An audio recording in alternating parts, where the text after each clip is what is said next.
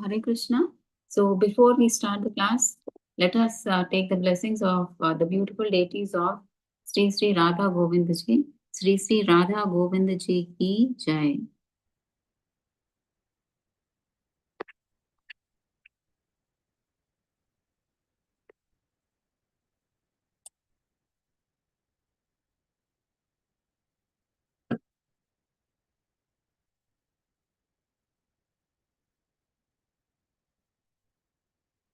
So we stopped here yesterday. So from 13.27. So I think most probably, hopefully, by the mercy of Krishna, we'll try to understand and we'll finish 13th chapter today. Gnana Chakshusha. Gnana means knowledge. Chaksha means eyes, through the eyes of knowledge. Okay. So the vision of knowledge. Okay. So what is that Gnana Chakshusha? You should know. One who can see the super soul, living entities and material nature in their proper perspective sees through the eyes of knowledge.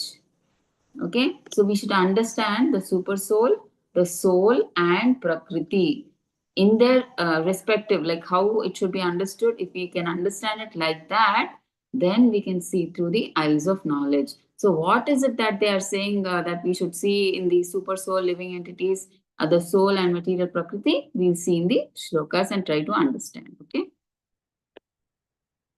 Okay. So 27. So here we'll see the shloka.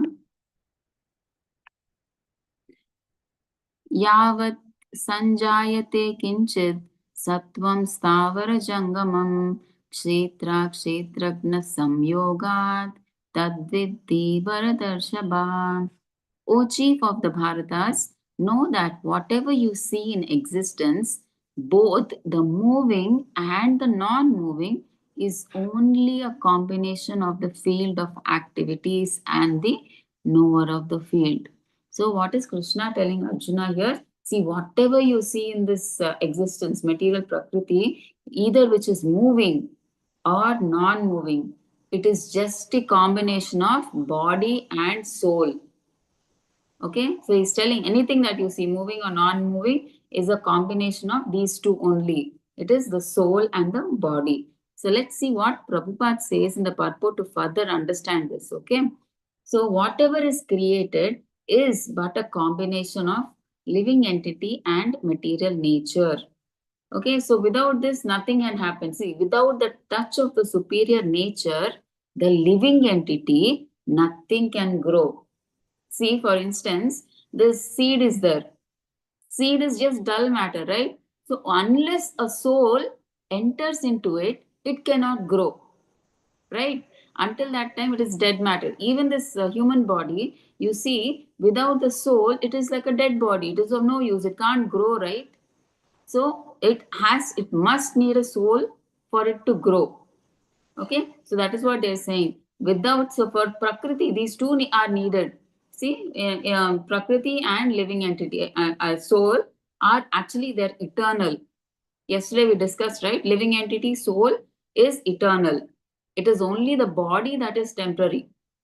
Like that, the material nature, Prakriti, is eternal, but the cosmic manifestation is temporary. Okay, so both these are like eternal. And the soul, I mean, the dull matter, whatever is there in this world, for anything, it needs the touch of the soul. Okay, otherwise, everything in Prakriti is like dull matter. Only if it comes in contact with soul and super soul, okay, then only it can function. It can grow. Okay, that's what they're saying. Without the touch of the superior nature, which is the superior nature? Living entity. Inferior one is what? Prakriti. Okay, inferior energy is Prakriti, superior is living entity. So it cannot grow. That's what they're saying. So what are the many non-moving and moving?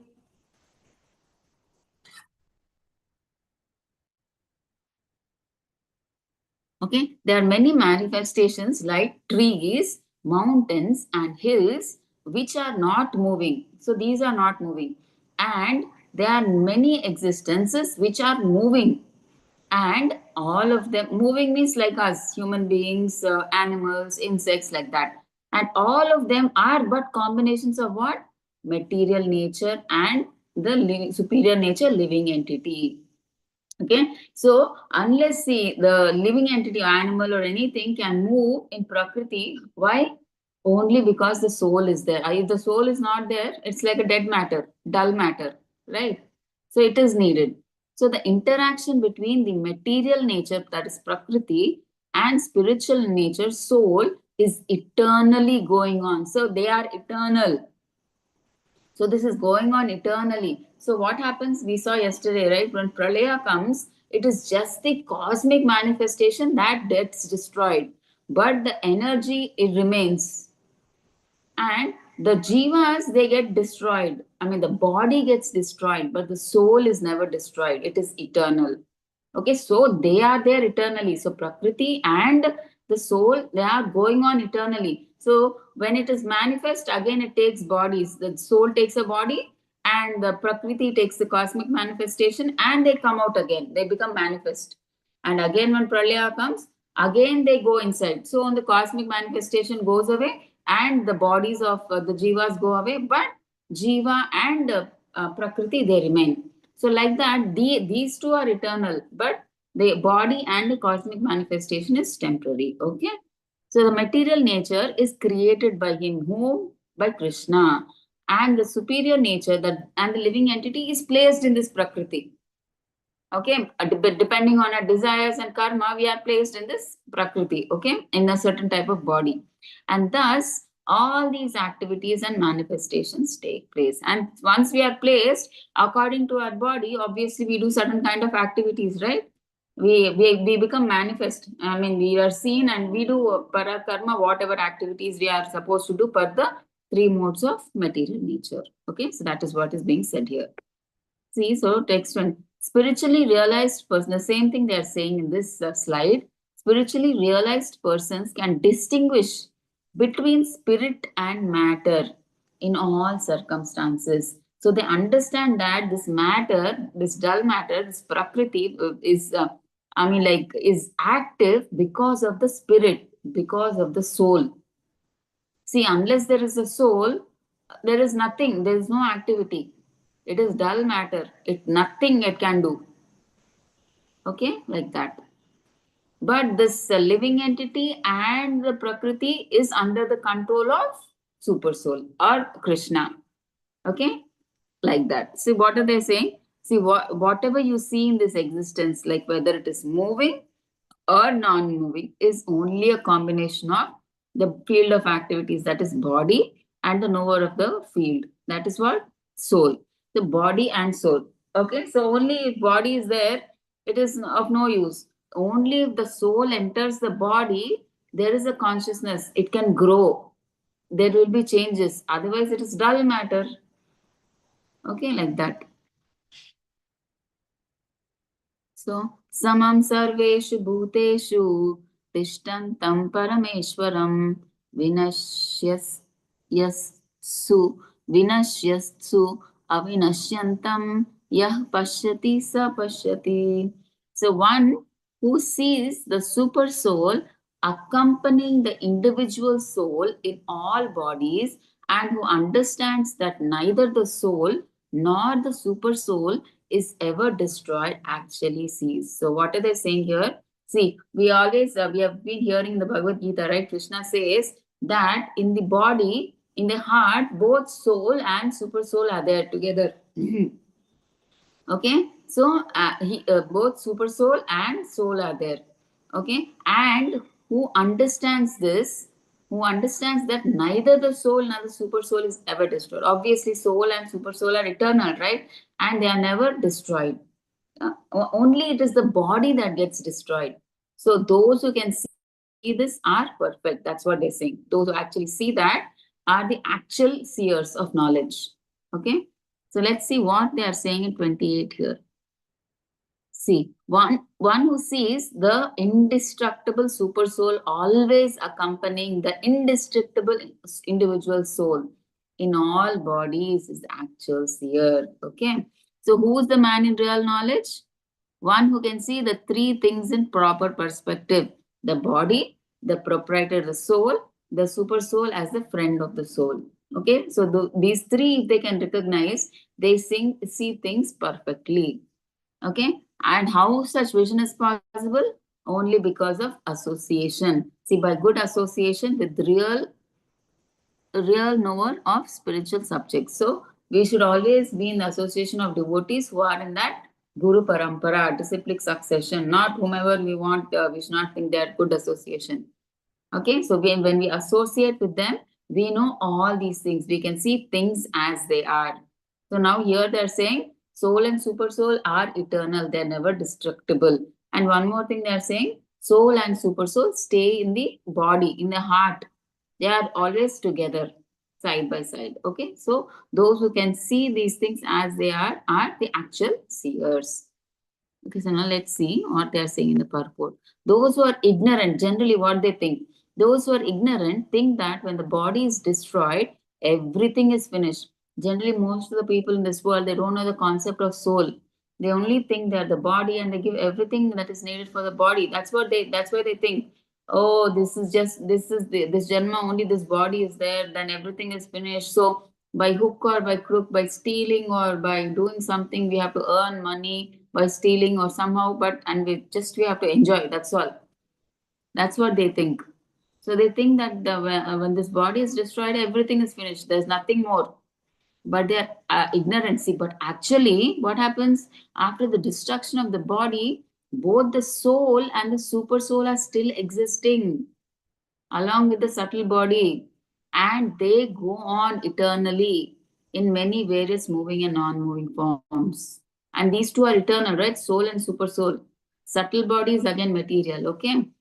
That is different. But generally, when the body, when these two, soul and super soul, pass, along with them, the subtle body, that is material, it also moves into the next body. Okay, but here just because they're talking about soul and super soul, they are telling they are eternal, and so these move into the next janma, into the next body.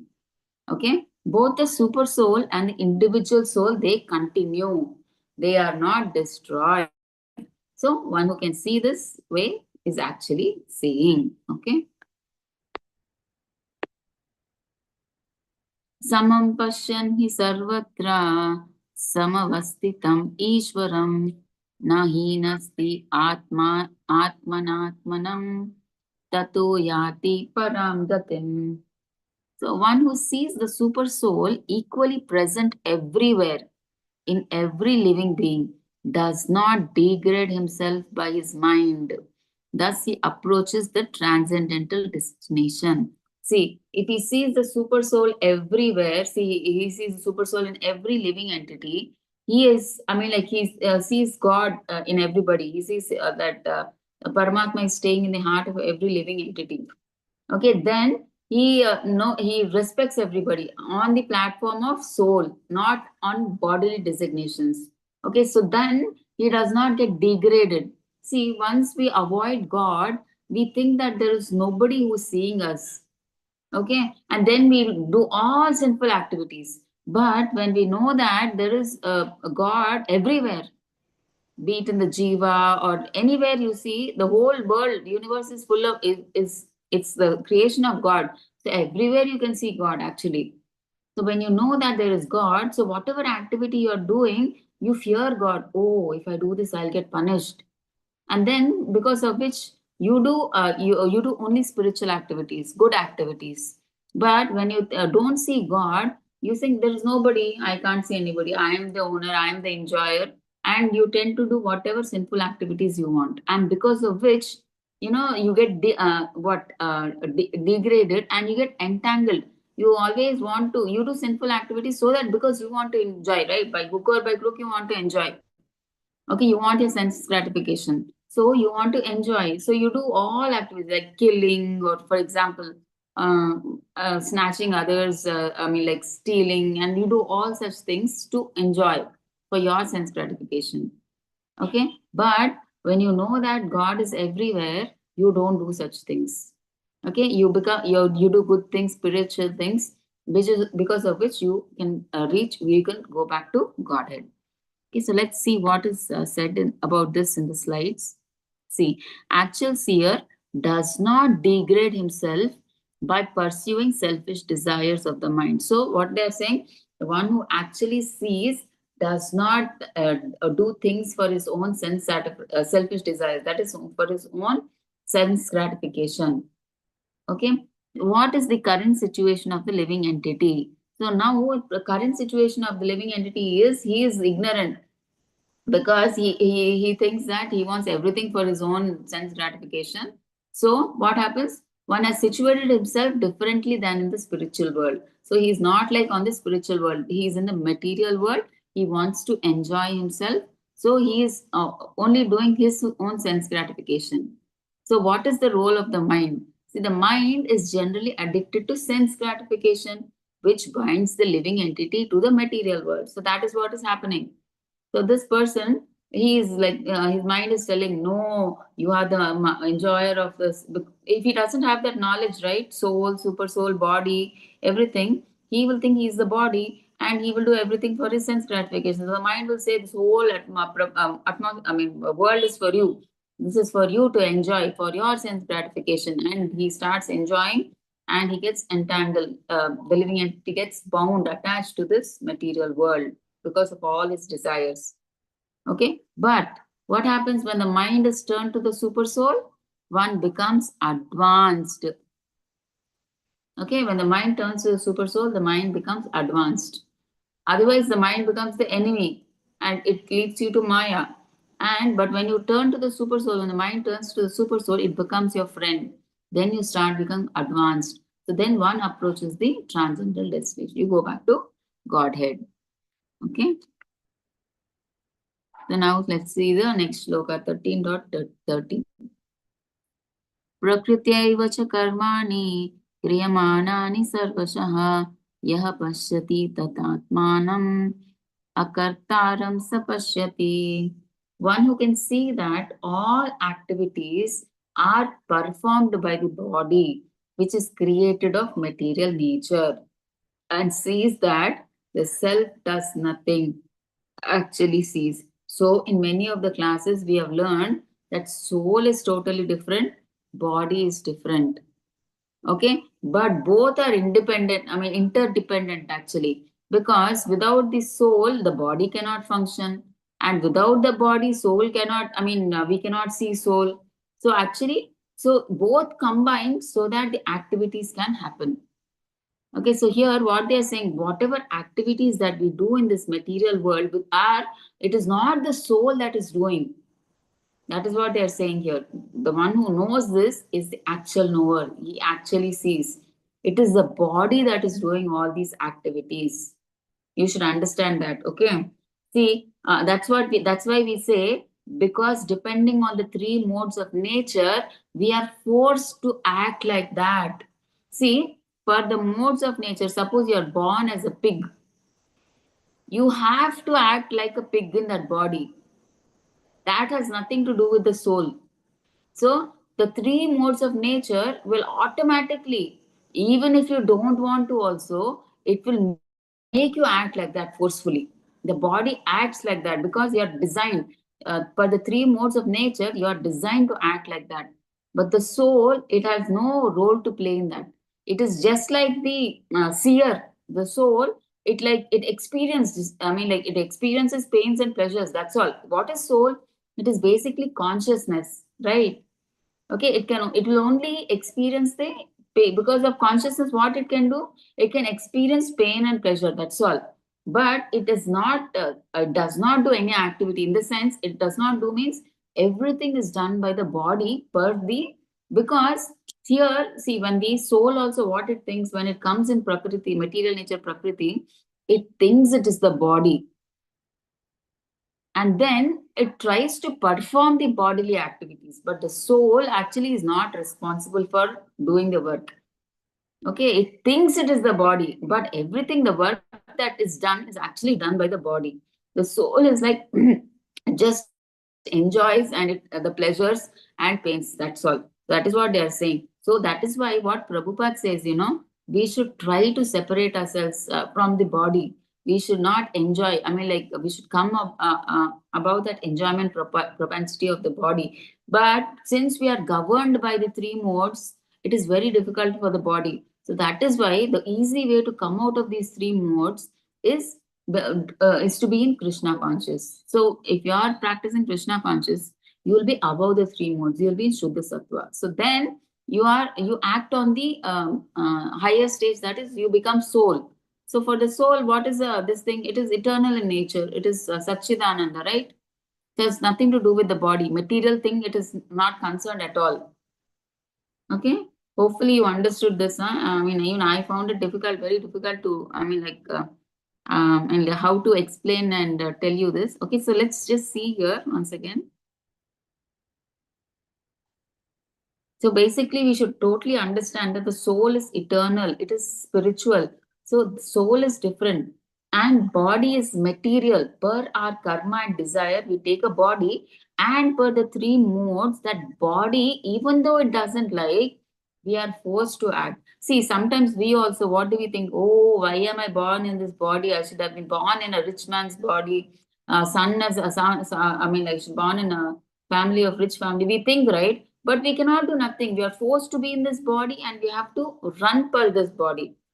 So similarly, that's what you're saying. It is the body which does all the activities.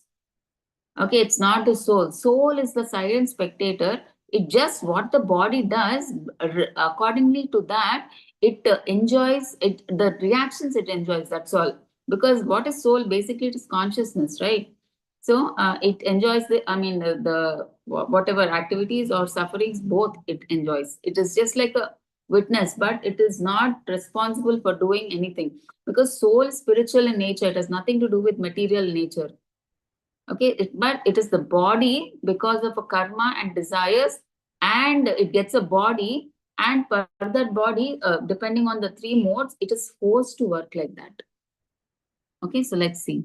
The body is made by material nature under the direction of the super soul, but activities are not his doing. That's what they're saying here. See, the body is given by the Prakriti under the guidance of super soul. So super soul says, yeah, please give the tells Prakriti, you give this soul this kind of body because he has this kind of desires. But activities of the body are not his doing. So soul does not do the activities of the body. That is what they're saying. So soul is different, body is different. Okay, so we have to understand that soul is eternal and it has nothing to do with the material things or whatever the this activities of this body. It is not concerned. It just is a silent witness and it just suffers or enjoys. That's all. Okay, so whatever one is supposed to do, see how are they doing? Either for happiness or for distress, one is forced to do because of the bodily constitution. See, whether we like it or not, whether you want to enjoy or suffer, you are forced to do.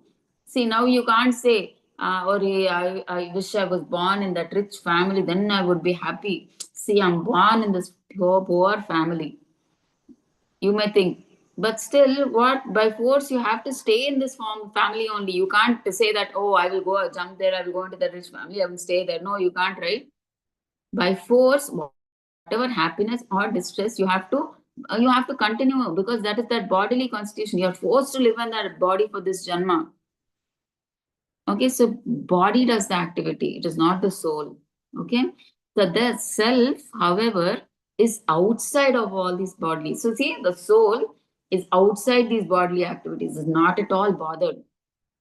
It is outside, it is not concerned at all. See, this body is given according to one's past desires. Okay, at the end of the, when we are on our deathbed, we are in some consciousness, right? We will have some desires. Oh, I didn't finish this. Oh, I didn't do this. So per that desire, you take a janma in the next birth. Okay, practically speaking, the body is a machine. So actually this body is like a machine dress, right? For us in this janma, the soul is wearing the dress of a human body. Like it's a machine. So without the machine we can't go, right? We need a machine, right? So it is designed by the Supreme Lord to fulfill our desires. Because the soul itself, it cannot fulfill the desires without the body. The soul is so subtle, we can't even see it. Right? If we want to do anything, we need a body. Okay, so that is why both are interdependent. Okay, so we need the soul needs a body to carry out the activities. At the same time, the body is dull matter. Without the soul, it has no consciousness, it cannot grow, it cannot do anything. So that is why both, it looks like they are interdependent, but at the same time they are totally different. The body is material, this is spiritual. Okay, so it has nothing to do with the activities of the material world. It is the body. It's the because of the desire it has got this body, and in this janma it is forced to enjoy or suffer in that body itself. Okay, so because of desires, one is put into difficult circumstances. See, because of desires, one is put into, see, once we desire, we get that body, and because of which you have to suffer or enjoy in that body. Okay, so this transcendental vision of the living entity, when developed, makes one separate from bodily activities. So when you know this, that the soul is different and the body is different, then you realize, I mean, then you get that realization, oh, it is high time I give up bodily activities. I try to realize I'm the soul. I have to serve the super soul. Okay, so one who has such a vision is an actual seer. Okay, see the transcendental vision of the living entity when developed. So when we know that we are soul, which is different from the body. See, all these years we thought we are the body and we gave the body so much sense gratification. Okay, but when we come to know that there is a soul, the soul is different from the body, and then that's what they're saying, then such a vision is an actual seer. Then you understand, oh, I'm the soul, I'm meant to serve the Lord, not to satisfy my senses. I have to satisfy the senses of Rishikesha. Okay, then you understand, then you try to do devotional service. Okay, so that is यदा भूता पृथक् भावम् एकस्तम् अनुपश्यति तथा एव च विस्तारं ब्रह्म सम्पद्यते तदा. When a sensible man ceases to see different identities due to different material bodies and sees how beings are expanded everywhere, he attains to the Brahman conception. See, now, when a sensible person, he stops to see, ceases means stops, to see different identities. See, each jiva, because of a desire in the previous shloka, we saw that per the desire, they attain a certain type of body, because of which material persons, they think all of them are different. So this is elephant, this is dog, this is Brahman, this is rich man, this is white man, this is black man, this is tall man. So they think like that. Outwardly, these material people see the bodies and they think like this. But who sees inside every body, there is a soul who is common. Okay, he is not different, but inside the elephant may be so big, the ant may be so small, but the Atma is the same size in everybody. Okay, so wherever we see, like outwardly, if you see, they think the material people think that they differentiate on that platform. But a Pandita, a true person, he sees that soul inside, inside everybody, and he recognizes inside every body there is the same eternal soul. And then he sees everybody on the same platform. So then he attends the Brahman conception. That person, he sees everybody equally. That person is eligible to go back to Godhead. Okay, that's what they're saying here. See, when one sees that the various bodies of living entities arise due to different desires of the individual soul and do not actually belong to the soul itself. So we discussed, right, in the previous thing, actually it is the different bodies are pertaining to the desire, and the body, it and per prakriti, according to that desire, it gets a body, the soul gets a body, and it is the body which carries out the activity. It does not belong to the soul. Soul is always eternal and spiritual. Okay, so that is what they're saying here. Okay, we should not think that the soul is now become the whatever elephant or something, and it is doing the activities. No, the soul is different and the body is different. So body is meant to do because it has come in this prakriti. The soul is forced to take a body depending on the desires and karma. Okay, and then because of the three modes, it is forced to act. The body is forced to act like that, but the soul is different. Okay, and do not actually belong to the soul. So these bodies, they don't belong to the soul. Okay, soul is different, body is different. Okay, so one actually sees. So in the material conception of life, we find someone to be a demigod, someone a human being, a dog. So right, correct, right? Each soul, depending on the desire, they take some form. Demigod, human being, dog, cat, like that. So this is material differentiation. So this is materially we are seeing outside. We are seeing outside material conception of life is outside. They will see the body and they will distinguish. Okay, but after the destruction of the material body, the spirit soul is one. Whatever a spirit soul is there in each of these bodies is the same. The characteristics of a soul present in a elephant is same, in a human body present is same, in the insect is same. It has the same characteristics. It is eternal. It is not withered by the wind. It is not moistened by water. It cannot be cut by weapons. So all this is same only. The spirit soul is same, but only because the soul comes in contact with material nature, it gets different types of bodies. Okay, so that is only different. Soul, because of the desires it has developed, so when it comes in contact with Prakriti, it takes a dress, outside dress. So different, it gets different types of bodies. And the body acts according to that, but it is not the soul which acts, it has nothing to do. When the body does whatever actions, the soul enjoys or suffers the reactions. Okay, it is only a silent witness. Whatever the body does, the soul enjoys or suffers. That's it. So, when one can see this, he attains spiritual vision, thus being freed from differentiations like man, animal, big, low, etc.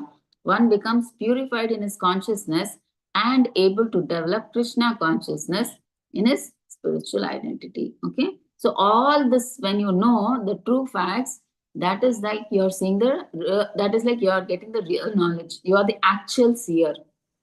Okay, when you understand that, see, it's a very difficult concept to understand, the soul and the body. It may sound very easy, okay, but there's a deep meaning to all this. Okay, so the same thing is explained here, 30, 31. So, who is the vision of actual seer? See, all activities are performed by the body, which is created by material nature. Okay, the soul does nothing. Okay, only why this, what is the soul? Soul plays a role only because the soul is there, the body is active.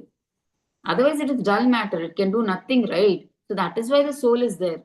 And because the soul has come, I mean, like into this world, Prakriti, material Prakriti, it has to take some kind of body. Okay, based on the desire and karma, it is forced to take some body, and that is governed by the three modes, and it is forced to act per the three modes. Okay, it is the body which acts and not the soul.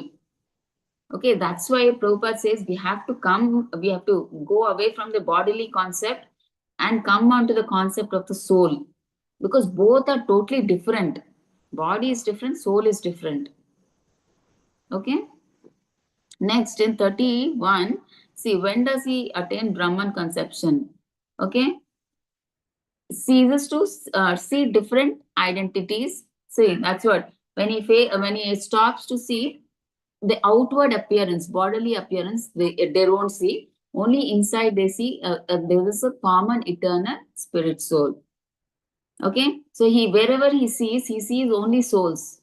He sees how beings are expanded everywhere. Okay, wherever he sees only God. Okay, thus absence of any material differentiation because of different bodies. So in the material world, he doesn't see anyone as on the bodily consciousness, he sees everyone. I mean, a true Pandita, he sees everybody as soul. Only a material person, he sees everything outwardly and he distinguishes. Oh, he is rich, he is poor, he is white, he is black, like that. Okay. But purified consciousness can thus develop Krishna consciousness. But how do you get Brahman conception? When you take to Krishna consciousness, then you get purified and then you can go back to Godhead. Okay, 32. Anaditva nirgunatvat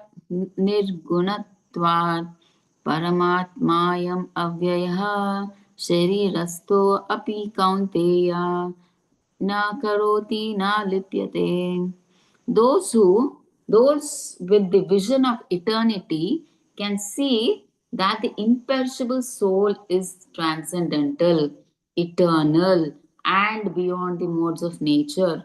Despite contact with the material body, O Arjuna, the soul neither does anything nor is entangled. See how different the soul is from the body.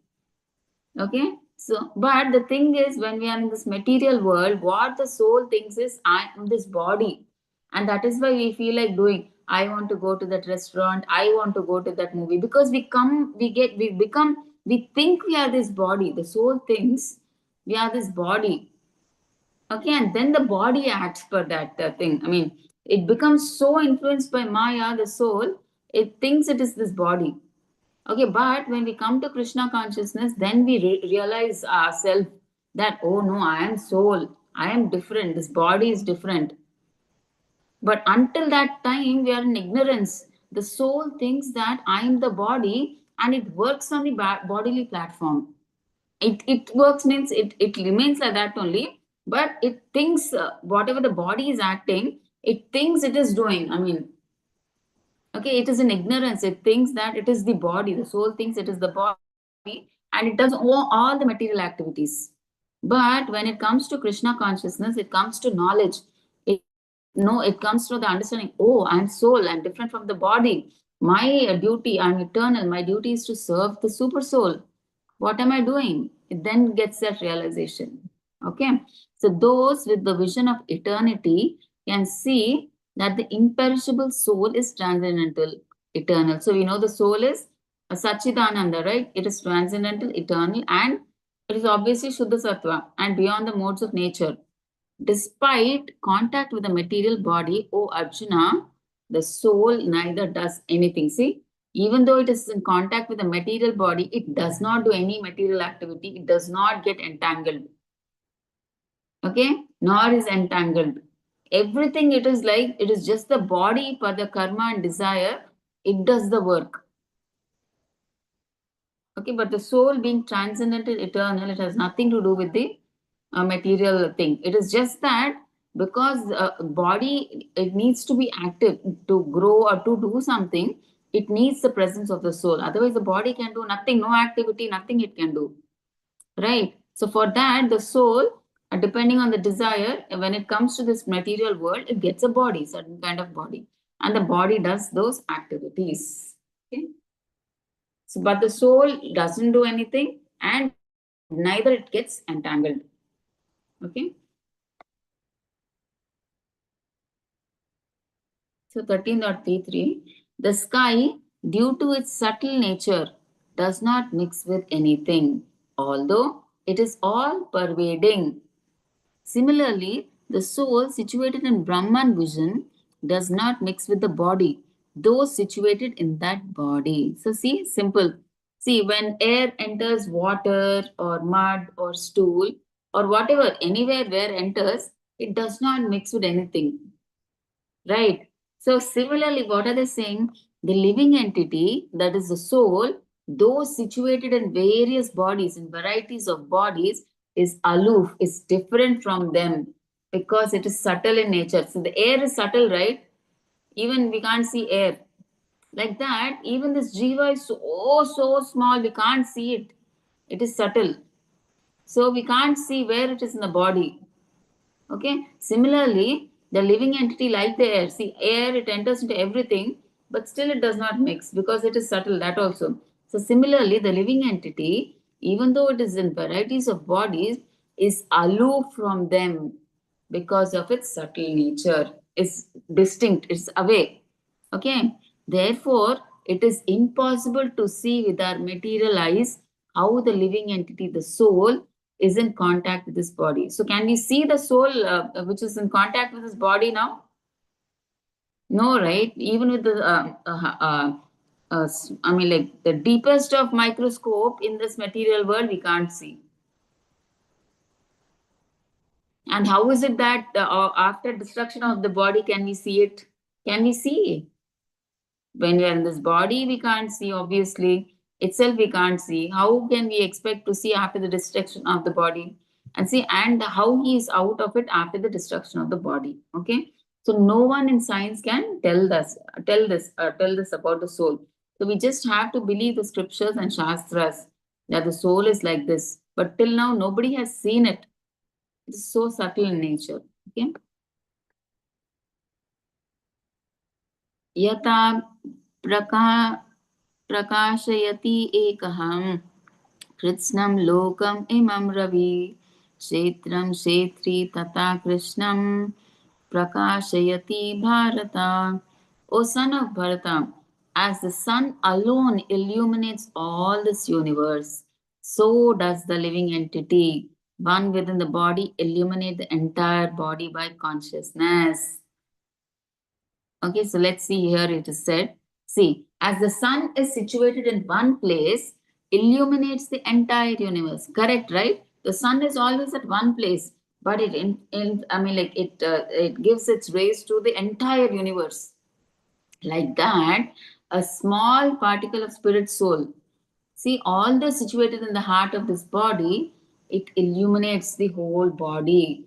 So, see, it's wherever you pinch on your body, you will feel the pain and pleasure, right?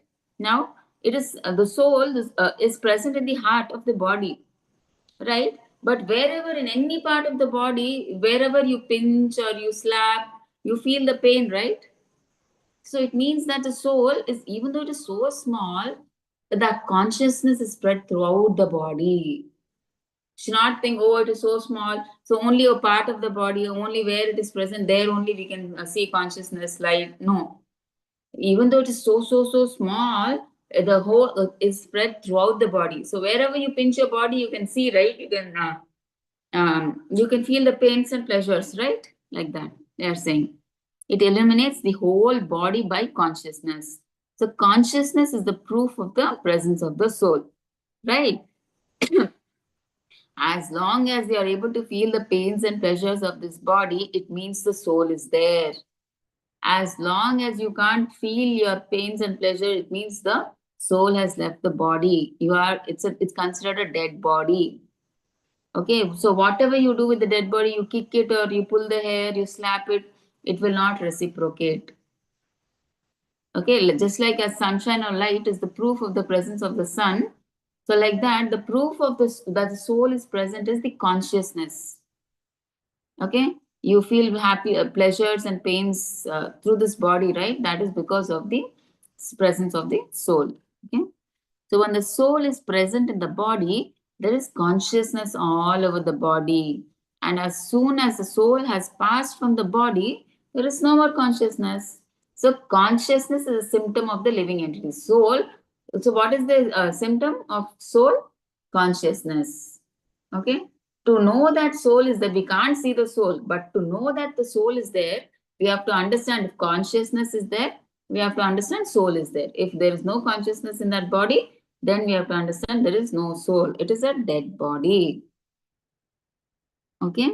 The consciousness of the living entity, although qualitatively one with the supreme consciousness, is not supreme because the consciousness of one particular body does not share that of another body. See, our consciousness, the individual soul, can experience only the pains and pleasures of his body, right? He's different.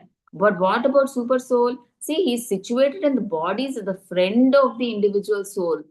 He is conscious of all the bodies. Okay, that is the difference between soul and super soul and individual soul. So individual soul can feel the pains and pleasures of his body.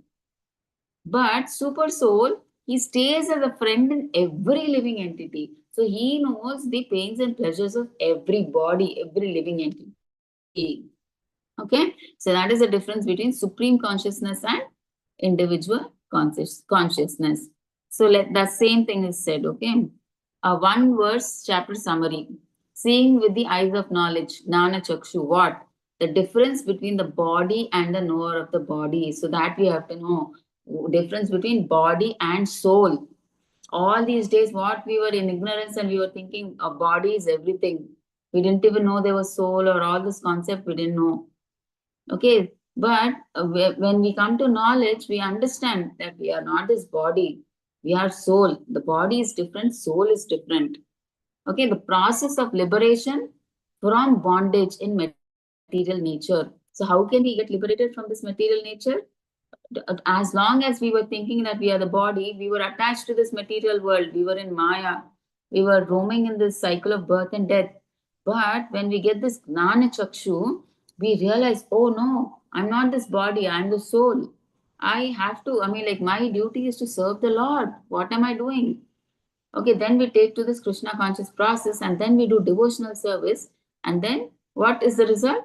One attains the supreme goal. We go back to Godhead. So we are no longer caught in the cycle of birth and death. Okay. Okay, this chapter elaborates the distinction between the body, owner of the body, that is soul, and the super soul. Recognizing the process of liberation is described in 8 to 12, one can reach the supreme destination. One should be in good association to hear of God, accept a spiritual master to learn to distinguish between matter and spirit, and thereby attain spiritual realization. One can understand that this body is matter or gross manifestation made of 24 elements. So yesterday we saw, right, in when we were discussing about mm, Mahatattva, what all comes, the 24 elements we were discussing, like the Panchamahabhuta, the mind, intelligence, false ego, five working senses, five knowledge acquiring senses, five, what is that, sense objects, and one is Pradhana. Um, so all these we were discussing, right? So all these put together are the 24 elements. Okay, so this Mahata, the whole thing is, what do you say? The body is made up of all these 24 elements. Okay, the subtle manifestation is the mind. Okay, so subtle is mind, the body is gross. So we said that mind, intelligence, false ego, that is subtle. Okay, symptoms of life are the interaction of these features. So whatever we do with this body and soul is the activities of this material world. Okay, but above all this is the soul and the super soul. Okay, the soul and super soul are two different. Generally, because people, the impersonalists, what do they think?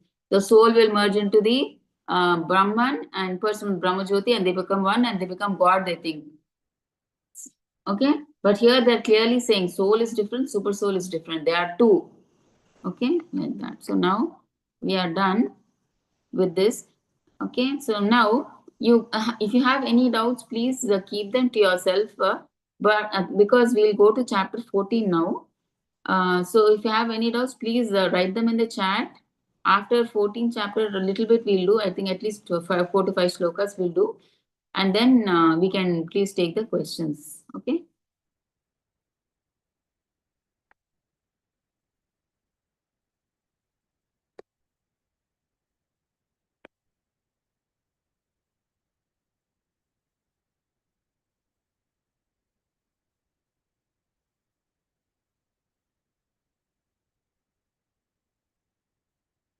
Okay, so chapter 14 is, it talks about, it's a very important chapter, like how the material world is governed by these three modes of material nature. How by force we are, like for instance, I've told you in the earlier chapter, right? So because of our desires and karma, we get a certain kind of body. And once we are in that body, we can't say, no, no, no, no, I don't want this body, I want that body. You can't. The three modes will force you to, even though if you don't like, you have to be in that body, you have to perform the activities of that body that are meant for that body, even though you don't like. If you don't want to listen to the three modes of material nature, the only way is you have to practice Krishna consciousness. Then you will transcend these three modes and you will go to Krishna. So you will be in this Shuddha Sattva, you will become Nirguna. Okay, transcendental, then you'll go back to God. That's the only way out. Otherwise, till then, you have to be like, see how, like a puppet, we have to act like how they are saying. We are forced to. So now a pig in the big body, now it can't say that, oh, the tiger is so ferocious. I want to be like that. I want to be like that tiger, so independent, so royal, it is walking. It may think, but it cannot change its body. The material modes, they force the pig. No, you are a pig. You have to eat stool. You can't eat non-veg. You have to eat stool. It will eat that only. It will by force it, even though it doesn't like sometimes. It is forced to act. You have to act like that only. Okay, so we'll see in detail now.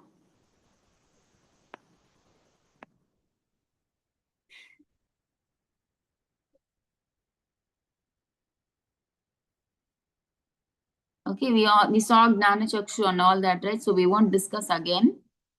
Just now we discussed in the previous chapter. The same thing is written here. Okay, 14.1.4. The liberation and conditioning of living entities. So the first shloka we'll see. 14.1. Sri Bhagavan Uvacha Param Bhuyah Pravakshyami Gnananam Gnanamuttamam Yadnatva Munayah Sarve Param Siddhim Ito Gata. The Supreme Personality of Godhead said, again I shall declare to you the supreme wisdom, the best of all knowledge, knowing which all the sages have attained the supreme perfection. So now Krishna is telling, he's going to give the best of all knowledge. Okay, so if you know this, you will attain the supreme perfection. Okay, so now let's see. What is that he's giving?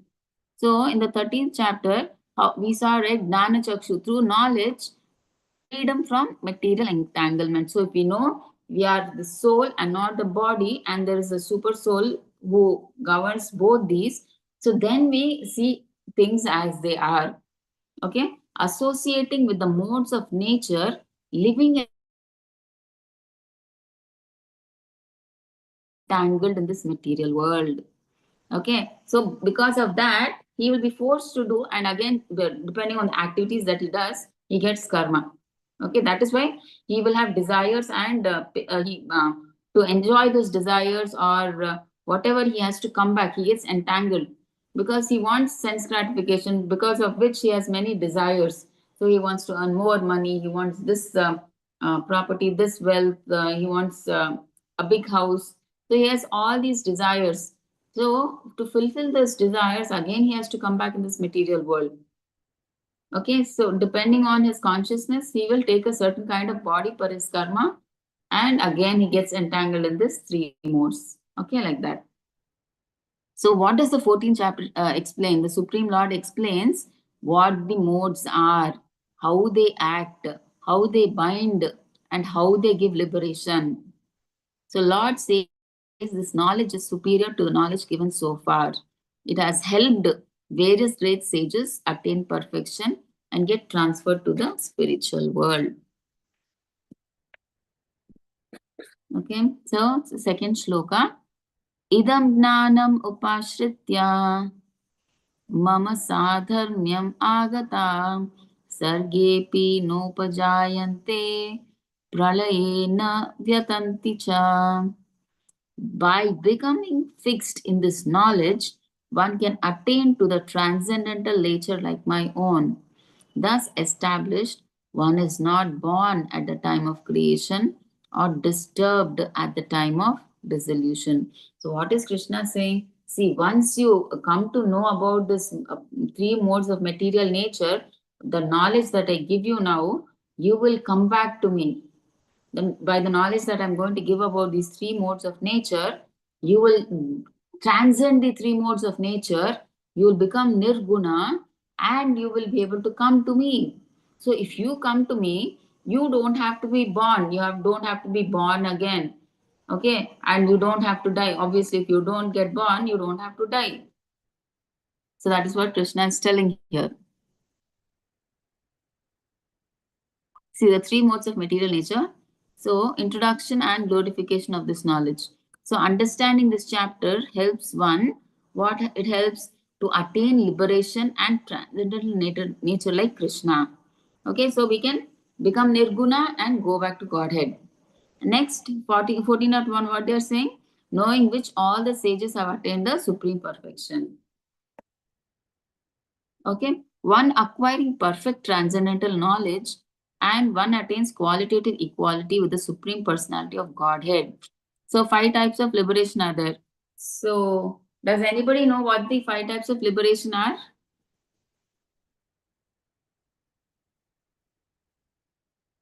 Any idea? There are five types of liberation, Mukti?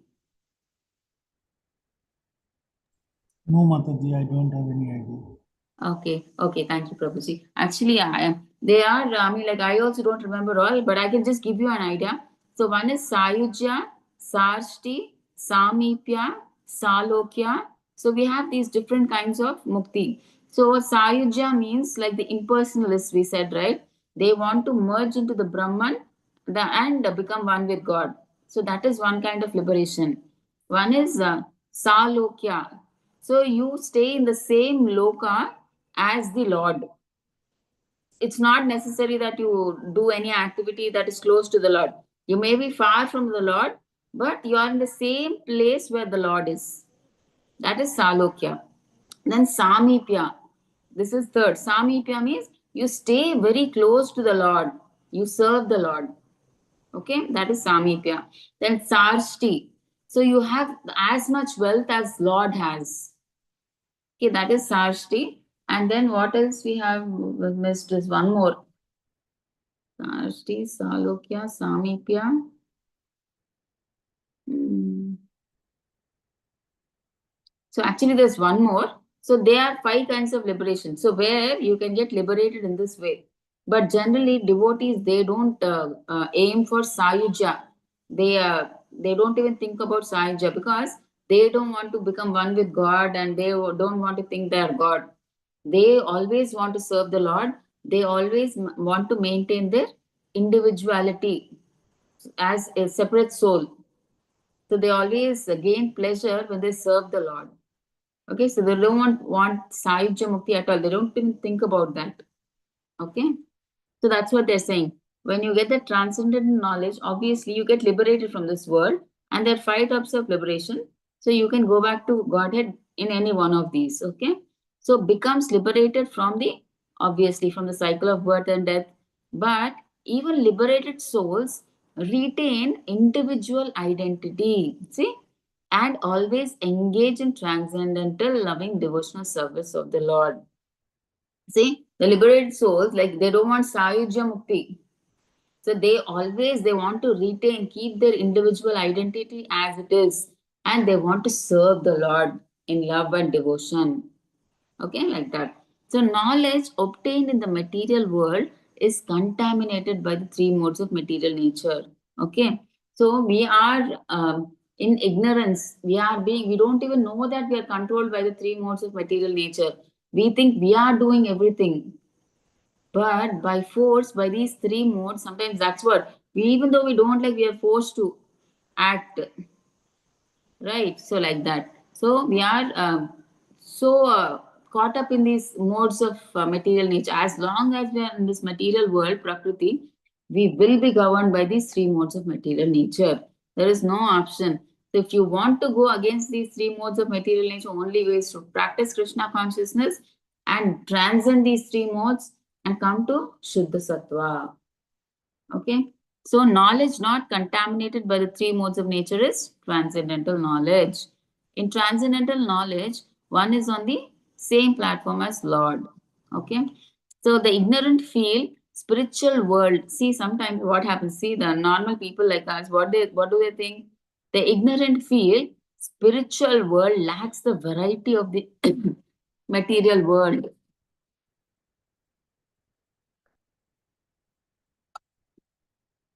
See, the people here in this material world, some people, they're so much attached to these comforts of this world. They have big houses, bungalows, palaces, big rooms, ACs, and everything, cars, and everything. They're so used to this comfort. When they want to go out, they fly in aeroplanes and all that. So they get worried. Oh my God, what will happen? This, I mean, like when I go to the spiritual world, will I have all these? But they don't understand that actually the spiritual world, this material world, is a perverted reflection of the spiritual world. So whatever is there here is obviously there in a much better way. It is there that they don't understand. This is just a reflection, perverted reflection here. So imagine how it will be there in the original. See how is the what difference? You can know the difference between the importance of original and Xerox, right? So this world is like the Xerox. That spiritual world is like the original. So we should understand. So whatever is here is there already in a much better way there. So generally the ignorant they feel that there is no variety over there. They think that there is no variety over there. See, actually, in spiritual existence, one has a spiritual form, and there also we have a spiritual body. Okay, how we have a material body here, there we have a spiritual form. Okay, we perform spiritual activities called devotional service. So we are practicing devotional service here so that we can perfectly do devotional service to the Lord there in the spiritual planet. This is just like see now in material world they have this program called internship for 6 months, right? So like that we are practicing in this material world so that we can do best performance to the Lord directly over there. Okay, so we're just it's like an intern for us here. Okay, so actually in spiritual existence one has a spiritual form and performs spiritual activities called devotional service. Everything there has life. See, we spoke earlier classes, there are trees, not like this trees. See, here also there are trees, but what about the trees in the spiritual world? They are called Kalpa Vriksha trees. See, if you stand under the tree and you ask, I want samosa, I want kachori, I want gulab jamun, I want rasgulla, I want biryani, you get it from the tree immediately. You want that kind of tree or you want this material kind of tree? Obviously want the desired tree, right, from a spiritual planet, right? So like that they are. So everything is much better than here because that is original. This is Xerox. And how are the buildings? Made of touchstone. So touchstone buildings are like anything you touch, it becomes gold. So the buildings are made of touchstone. Imagine. Okay, and the spiritual atmosphere is absolutely uncontaminated. To obtain this knowledge, one must develop spiritual qualities by which he is not affected by the creation or destruction of this material world. Okay. Next 14.3. The total, Mama yonir mahad brahma tasmin garbham dadamyaham samabhavan sarvabhutanam tato bhavati bharata. The total material substance is called Brahman, is the source of birth, and it is that Brahman that impregnate, making possible the births of all living beings. O son of Bharata. So this Brahman is like actually the material, the Prakriti. Okay, where he glances. So yesterday we saw, right? And then the Mahatattva manifests. So in that Mahatattva, first it becomes all the energies in the inactive state, right? It becomes active. And then we can slowly see the unmanifest. I mean, like it's like for you to better understand, I'm just using this word blueprint. So we cannot see everything. Everything is not manifest immediately. Okay, one by one they come. First, the subtle elements, the false ego comes. So why the main reason this material world is created because we had this false ego. Okay, we didn't want to enjoy with Krishna. Okay, we want to be separate enjoyers, separate masters. So that is why Krishna in the spiritual world, he created a small space, that Mahatattva, wherein this cosmic manifestation can take place. So only the material world, in the spiritual world, he created a small place called Mahatattva. Okay, where only the cosmic masses, spiritual planets, I mean the material planets exist. So we know, right, totally 14 planetary systems exist. So six heavenly planets and below six, seven hellish planets and middle Bhuloka. Okay, so all the material planets are there. So that place where all this is contained is called the Mahatattva. So that place they are discussing now. Okay, the total material substance is called Brahman. So that is Brahman they are calling Mahatattva. Okay, so let's see what they are saying. And that he impregnates. I mean, like Mahavishnu, we can see in the picture, right? He impregnates Prakriti. Okay, through which all the jivas they start coming. Okay, see, everything that takes place in the world is due to the, we saw in the previous chapter, right, is due to the combination of kshetra and kshetragna brought about by the Supreme Lord. This combination of material nature and the living entity is made possible by the Supreme God himself. The Mahatattva is the total cause of the total manifestation. See, in the Mahatattva, once the Mahatattva, that place where the cosmic manifestation happens, so it is active, but we still can't see. But it is the place where the material, all the planets, they come into existence. Okay, that is the place, that Mahatattva. In a way, you can understand, once the Prakriti is activated, that Mahatattva is that place where that cosmic manifestation, the universe, planets, and living beings, everybody come. Okay, so that is the place, the Mahatattva. So innumerable universes are formed by the impregnation of the total substance by the Spirit, Supreme Lord. So the universe is upright. See, we said right from Vishnu, when he breathes, I mean, like all the universes come through from the pores of his body and they start floating on the Karana ocean. Okay. So the total material substance with the three modes of nature is called Brahman. Okay.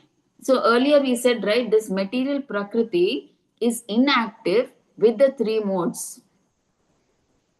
Okay, so actually there is in Srimad Bhagavatam, it is given in detail how when Lord impregnates first the how he I mean interacts with the Mahatattva, and from Mahatattva how again when his glance comes the I mean like false ego comes, and from false ego the three modes come, and then so everything is very clearly explained. I'm not sure whether it's explained here, but let's see. I mean, I'll just check that and I'll try to get a better picture by tomorrow in next class. Okay, I'll the exact order I will see and I'll let you know. Okay. So innumerable universes are formed by the impregnation of the total substance by the Supreme Lord. Okay, so universes come. The total material substance with the three modes of nature is called Brahman. Okay, the Supreme Brahman impregnates that Brahman, that is what Prakriti, with the seeds of, the Mahatattva, impregnates the Mahatattva with Brahman. So once that Mahatattva, that place is allotted, then he further gives his glance. So slowly, one by one, everything comes. So finally, we saw, right, first subtle elements come, then finally gross, earth, water, air, and all the living entities, the sense organs, and everything. We saw subtly everything starts coming. So what all comes? We see all these 24 elements, beginning from earth, water, air, fire, all material energy, and they constitute what is called Mahad Brahman or the great Brahman. This is the material nature, that is Prakriti. Okay, all this is there.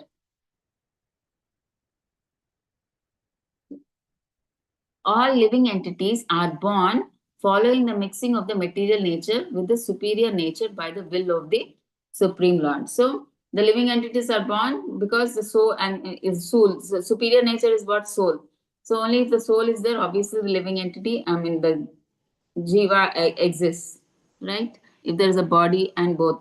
So the analogy, what do the people think if young scorpions come out of a pile of rice in which it lived? The rice is not the cause of birth of the young scorpions.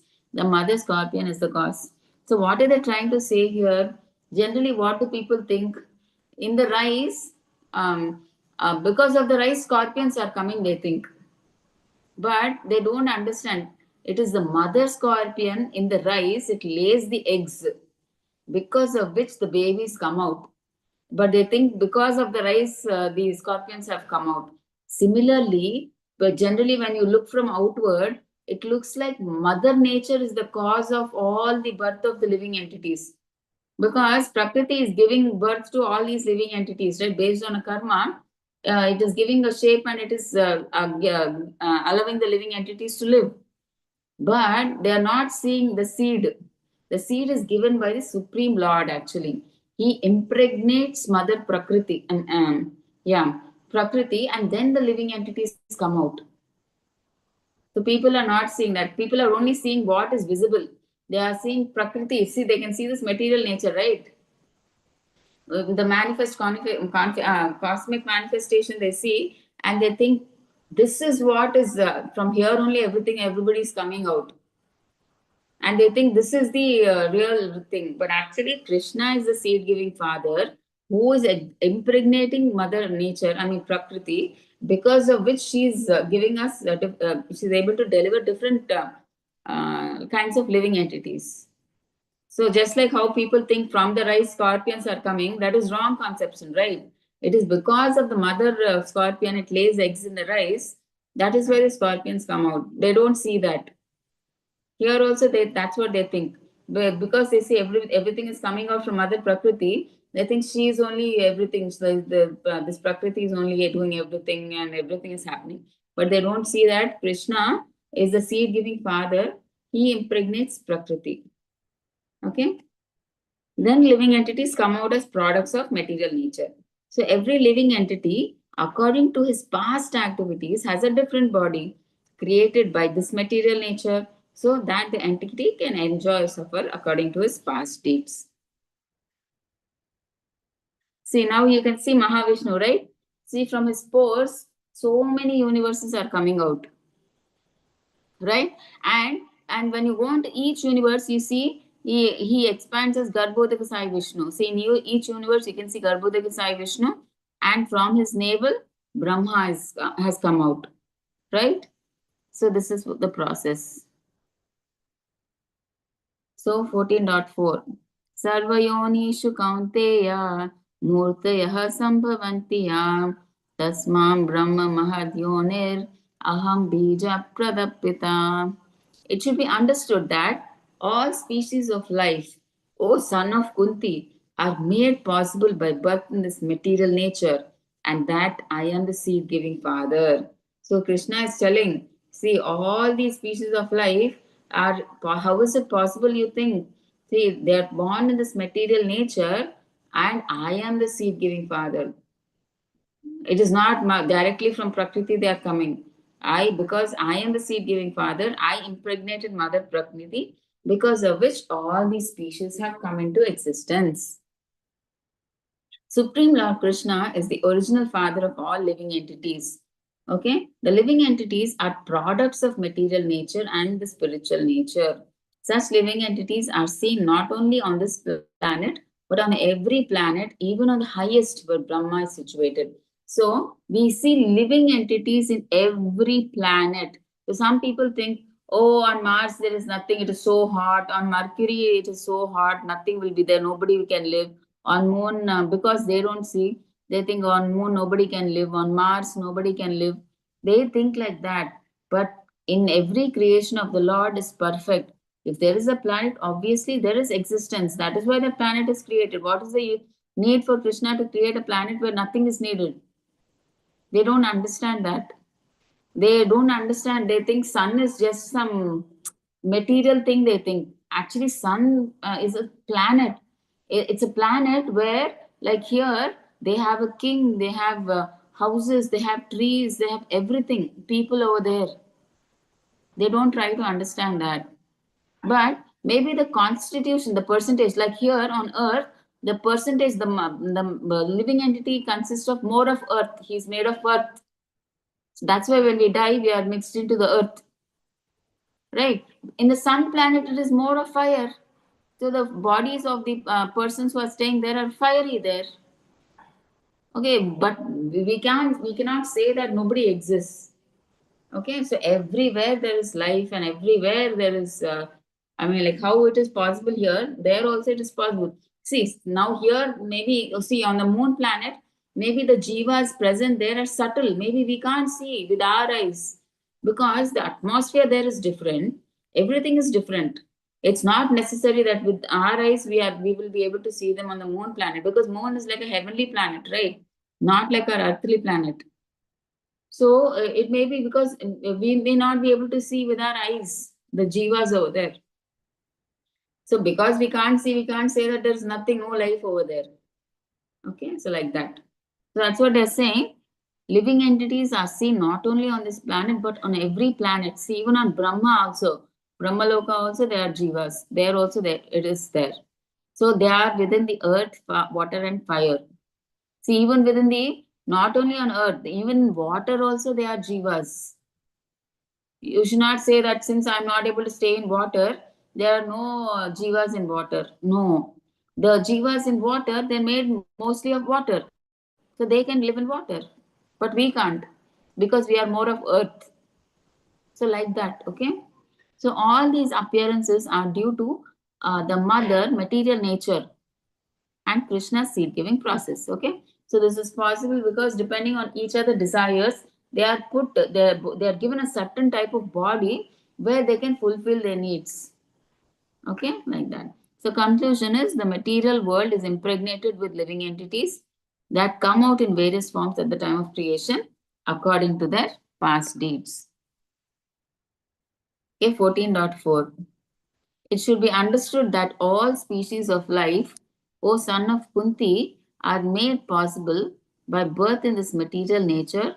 Oh, yeah, same thing, right? Yeah, 14.4. The same thing. So the same thing, 3 to 4 is shown pictorially here. Okay, so here, see, this whole thing is Mahatattva. You can see here, right? This whole thing where the cosmic manifestation is taking place, that is the place, that is Mahatattva, where everything slowly comes.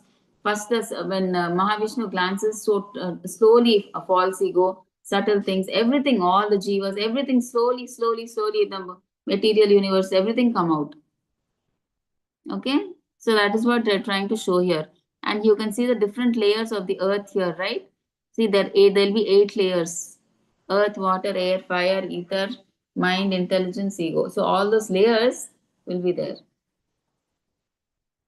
See, material nature is the mother supplying the living entity with the body, and the Lord puts, he impregnates with his eyes. Okay, so that's what they're showing. I will tomorrow. I think I'll try to locate that exactly. Like, okay, how there is a process why how Vishnu through Shambhu he does the process, and through Rama Devi something through Durga it happens. So hopefully I'll try to get all that cleared, and I'll try to get the clear picture tomorrow. Okay.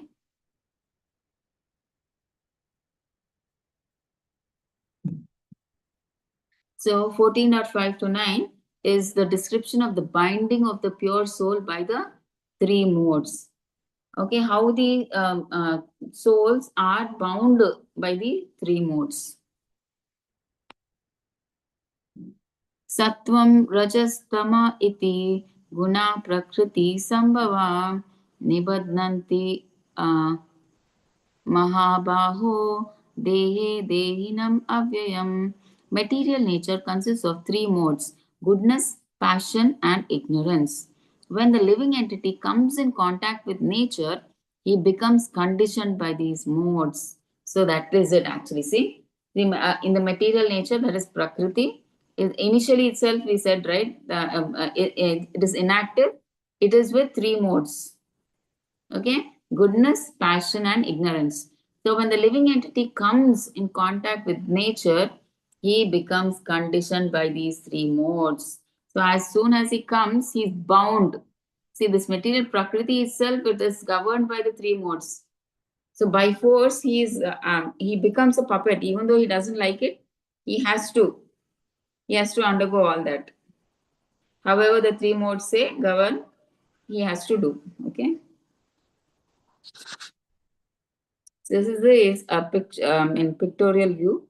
See, when the eternal living entity soul, actually he is transcendental. The nature of the soul is Satchidananda. But when it comes in contact with the material nature, when he is in the spiritual world, he is soul, right? He has a spiritual body. So that is why he is Satchidananda.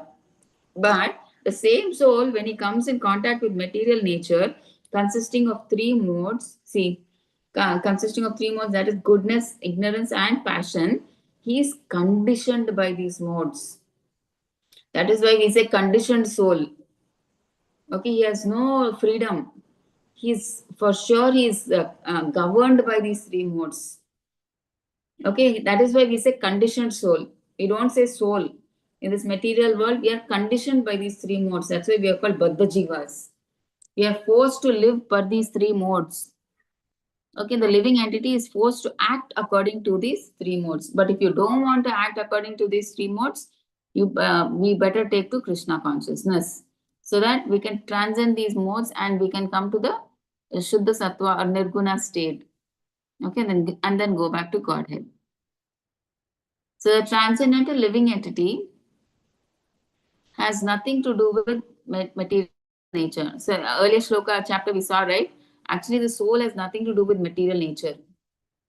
Okay, he is conditioned by the material world.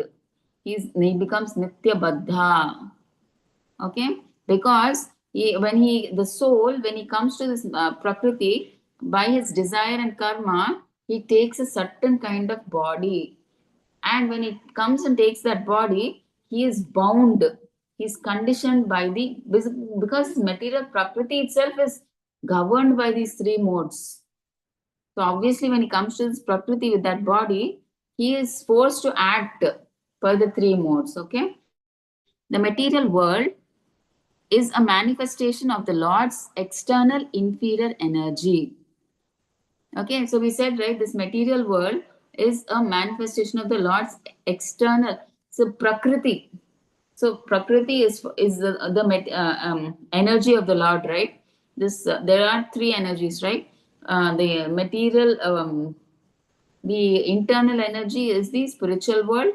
The external energy is the material world, and the marginal energy is the living entity. So he can either go to the material world or to the spiritual world. Okay, that's what they're saying here. So he acts under the spell of the three modes of material nature. The living entities have different kinds of bodies with different natures. Okay, so each body has different is associated with different. So some may be in mostly tamaguna, some may be in rajoguna, some may be a mix of these or like that. So each is different. Each body is different. So hence suffers depending on that varieties of happiness and distress. Depending on which guna he is, he suffers happiness and distress for that. So the three modes of material nature are the mode of goodness, actions are pious. The mode of passion, actions are over ambitious. Passionate are they're very active. Okay, the mode of ignorance, actions are foolish. Okay, 14.6. तत्र सत्वं निर्मलत्वात् प्रकाशकम् अनामयं सुखसंगेन बध्नाति ज्ञानसंगेन च Anagha. O sinless one, the mode of goodness, being purer than the others, is illuminating and it frees one from all sinful reactions. Those situated in that mode develop knowledge, but they become conditioned by the concept of happiness. So now in this shloka, they're discussing about the mode of goodness. So what are the characteristics of goodness. Okay, so they're giving the pros and cons of goodness in attaining liberation. So the pros, first thing is wiser, not much affected by material miseries, because when you're in a mode of goodness, you don't tend to do say, sinful activities, right? You only do good things and everything good. You do actually charity activities. You're good to others and everything. So you're not much affected by the material miseries. So has a sense of advancement in knowledge, material and spiritual. So because of which he is in the mode of goodness, so his knowledge is also very, I mean, he's advanced in knowledge, okay, either materially or spiritually. So he has all that knowledge by which he knows what is good, what is bad. He avoids doing the bad. He does only good. So he's always happy because he has good knowledge. He earns, he gets a good job, and because of which he's happy. And everybody praises him. Oh, you have so much wealthy, you so earn so much. So he is satisfied with that happiness. He's comfortable, nicely he's situated. Okay, so nice house he has, nice wife, nice children, the nice, he stays in a big nice house, society, nice cars, everything. So everybody praises, oh wow, you are so great, like that. So he is conditioned by this happiness. So that is the disadvantage actually. Otherwise, the pros are like he's happy, he's free from sinful reactions with a pure illuminated life. Example like a Brahmana. So we can imagine how Brahmana is very peaceful, happy, he lives free from sinful reactions. But what are the cons?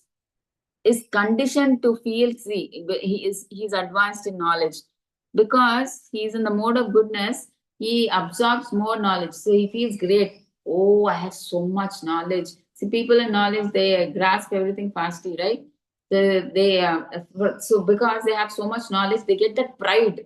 So pride seeps in due to improved life and material positions on material platform.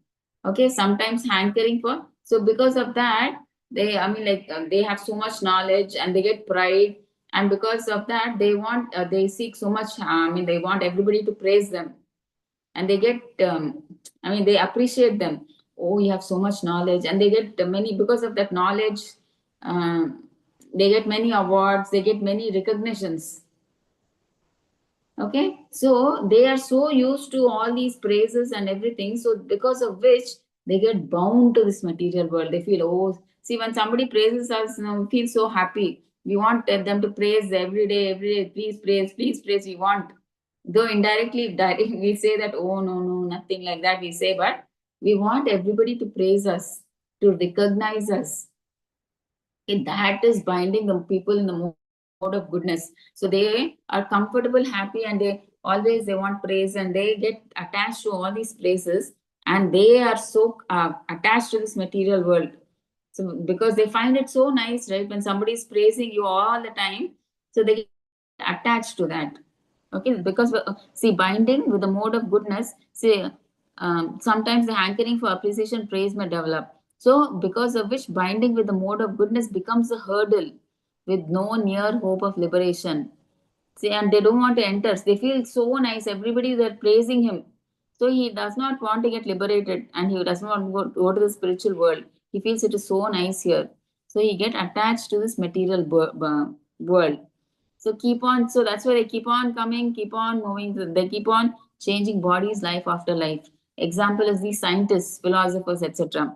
Okay, they have ample amount of knowledge. We know that scientists and philosophers, they get so many awards, recognitions, because of which they feel great, and they feel that they get so much money, they live happily, and they get praises. So because of which they get attached to this material world, they want to stay here only. They don't want to go anywhere. And you know, these scientists, right? They don't believe in God. They don't think about spiritual life. So that is why they keep on rotating in this material world. Okay, so illusion of this material energy keeps them happy and contented. Okay, that is the disadvantage of being in mode of goodness. Okay, they get attached to this material world because they develop so much attachment for all these the appreciation. They feel it is so nice. Ah ha ha, so much appreciation I'm getting. I want to stay here only. I don't want to go anywhere. That's what they do. Okay. So now let's see what Rajoguna is about, okay? Rajo ragatmakam viddhi Krishna sanga samudbhavam tannibadnati kaunteya karma sangena dehinam. The mode of passion is born of unlimited desires and longings, O son of Kunti, and because of this, one is bound to material fruitive activities. So, in the mode of passion, you're so passionate about work, you want to work, you have so many desires. I want to do this, I want to earn that, I want to do this, like that. You have so many desires and longings, okay, because of which one is bound to do many fruitive activities. So they do a lot of fruitive activities. Okay, if I do this, I will get this. So if I perform this yagna, I will go to heavenly planets. And they have these desires, right? They if they want to go to heaven, they do this yagna. Okay, if I want to get a beautiful wife, I have to worship Uma. So they worship Uma.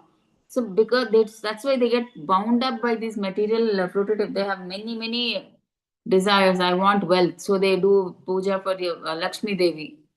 So all these they get bound up by all because they're so active, Rajoguna. They're so passionate.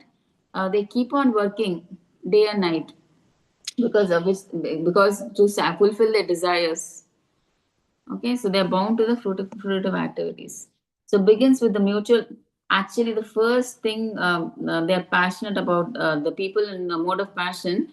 It begins with the mutual attraction between man and woman. Okay, so when man and woman get attracted, okay, then they get married. Then married means they need a house, and then they get children. They have to get their own house, car. Then they have to go to school, everything. So it becomes complicated. So they get more and more attached. So wife get attached to husband, husband gets attached to woman, children, and then society and everything like that. Slowly. So there, that is the starting of passion. Okay, so unlimited desires. So once the family starts, there are unlimited desires. Okay, that bind them to material fruitive actions. So hankering for, I want this, I want my son to study in the best school, I want to build the best home, I have to look the best, I want to be the best employer. So everything is like, I want to be the best. It's so passionate. So, hankering for sensual sense gratification, material enjoyment, so the desire or sometimes demand for honor, recognition, and social prestige. So, family centric, and though not adequately God conscious, these people, they're so passionate, they don't even think about God.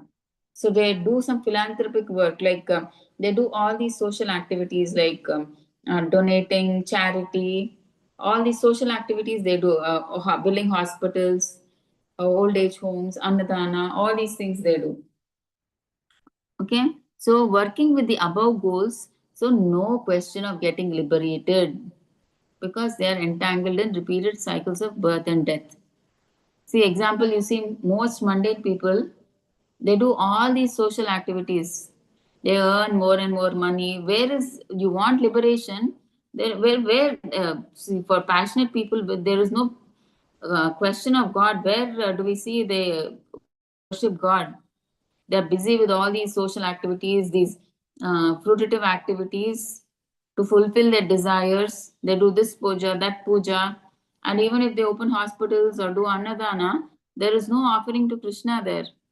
They are doing it for their sense gratification, for their because they want to go to heavenly planets. Okay, so that is why they say the results of their actions are miserable because they do it for their sense gratification, right? Everything for themselves they do. Okay, for which obviously karma is there. Maybe they could get both good and bad karma, so they have to suffer. So again, they have to come back to this material world to suffer the good or bad. Okay, so that this way the passionate people, the Rajoguna people, are bound to the material world. Now, ignorance, tamoguna.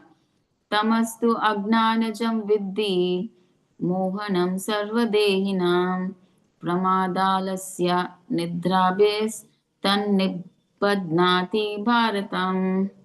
O son of Bharata, the mode of ignorance causes the delusion of all living entities. The result of this mode is madness, indolence. Indolence means laziness, and sleep, which bind the conditioned soul. See, the mode of ignorance is the worst of all. They are in madness. They don't know what they are doing. You see in the picture? Crazy people. Okay. See, deluded living entities dwelling into darkness. So, these people, they are characterized by madness, indolence, sleepiness and laziness. So, they lack foresightedness. See, these people, they don't follow the Shastras and scriptures. They do whatever comes into their mind. So, because of which they do all sinful activities. They are always lazy. They don't feel like doing anything. They sleep. They sleep for more than 10 to 12 hours. Okay, they waste their time in sleeping. They're in madness. They don't know what they are doing. They take to drugs. All these things, sinful activities they do. Okay, they don't follow Shastras. They go against the Shastras. They do whatever they want. They say, why this, why that. They do all kinds of weird activities. Okay, so lack of foresightedness, relentlessly endeavor for money and material. Okay, due to lack of spirituality, does not realize he is racing after the perishables. So, because he has no spiritual gnana, he does not realize that he is raising. I mean, he's running after the wealth which is perishable, which is temporary. So, when he comes into spirituality, he understands that he should earn as much to keep body and soul together. Okay, he understands that okay, I should not do ugra karma, I should not overwork. Okay, how much ever is needed, I have to do that, and remaining time I have to devote to spirituality, because that is the goal of human life. Only in a human life can we get liberated and go back to Godhead. Otherwise, it is not possible in any other species of life. Okay, so we should not waste our time in just sense gratification in this human life. It is meant to do tapasya and get back out of this body and go back to Godhead. Okay, they're generally addicted to intoxicants. They drink cigarettes, they smoke, they drink all kinds of, I mean, like wine or whatever, the liquor and everything. Okay, they gamble, everything. They do all. They eat non-veg. They break all the rules and regulations. Okay, regulative principles. So moods unstable. So they're always like they do, because they don't know what they're doing. They're in madness. Their mood is unstable. They're sometimes dejected. That's why they do take all these drugs, smoking, drinking, everything. Okay, they're frustrated when things do not go the right way. So whatever he does is neither. It's not even good for him or not for others. Forget about others. For him itself is, first of all, it's not good. Whatever he does, because he does all actions against these shastras or scriptures. Okay, actions are foolish. Animal cow killing will take them to hellish planets. So they eat all non-veg. We said, right. So ignorant that the animal they kill. So they don't know, the ignorant that the animal they kill will be waiting to kill them in the next life. See, if you kill an animal now, it is said that the same animal will come back to kill you in the next janma. Okay, so that is the condition you agree to kill that animal. It is said that when you do an offering, when you kill an animal, the same animal will come to kill you in your next life. Okay, are degraded to birth in animal community, because of which these people in Tamaguna, they don't even come to the human form of life again. They are degraded. They further go down to lower species into animal community. They take birth in animal community. Forget about liberation or at least getting a human birth. They are degraded. Okay, so these are the three modes they are saying we've seen, right? Again, we won't read. So we've seen goodness and goodness, passion, ignorance, and Brahmana represents mode of goodness. All this is the same thing. It is just repeated again in form of chart. Now this is passionate, the passion conditioning. How passion finds this thing. So there is no chance of liberation. What is the destiny? What are the some of the products of passion? They're hankering for material enjoyment and sense gratification. So you can refer the same thing that I've read there is in the pictorial view. Okay, so you can just read when the PPT comes. Okay, the same thing. And ignorance also the same thing. What is it? In their sleep, 6 hours is not sufficient for them. They sleep 10 to 12 hours. They're always dejected, addicted to intoxicants and sleeping. How is it manifested? We saw madness, lazy, and okay. And what are their characteristics? They're just the opposite of mode of goodness. Yeah, because why? In the mode of goodness, they follow the scriptures. That is why they have no sinful activities. Here, they don't follow the scriptures. That's why their mode of they do all sinful activities. So that is what is given. Okay, same thing. Now 14.9 we'll see. Sattvam sukhe sanjayati raja karmani bharata nanam avrityatu tamaha pramade sanjayati yuta. The mood of goodness conditions one to happiness, passion conditions him to fruits of action, and ignorance to madness. So we saw that, right? Mode of goodness is you get conditioned to happiness. So you want more praise, you get more praise. So oh, you want to hear more. So because of which you feel so nice, and that's why you get attached here. And passion conditions and the fruit of action because he has many desires. So because of which he performs many fruitive activities. Okay, and ignorance is madness. He doesn't know what he's doing. He's an in tamoguna. He's like ignorant. He has no knowledge, so he doesn't know what he's doing. Okay, so he does all mad activities. So let's see what. See, the influence of the three modes has not spared anyone. Learned and literate, what happened to them due to long bondage with material nature? Rich and poor, wealthy and poverty being creations of material nature. So, a person in the mode of goodness is satisfied by his work or intellectual pursuit. So, we saw that, right? A man in the mode of passion is engaged in fruitive activity. He owns as much as he can spend for good causes. Sometimes he tries to open hospitals, give charity institutions also. Okay, so what this passionate person does, Rajoguna, he owns as much as he can, and whatever he earns, he spends for good causes. We told, right, like philanthropic activities. He opens hospitals, he gives to charity. Okay, but that too for his benefit, right? He wants to go because of which he goes to heavenly planets. That is for sense gratification again. As the mode of ignorance covers knowledge, he goes against the scriptures, right? So it covers his knowledge. So whatever one does is neither good for him nor for anyone. Okay, so we'll stop here, I think. Next class we'll start. Actually, we can do it, but it's okay. No, I don't want to take more than the time. So please let me know if you have any doubts. Meanwhile, I'll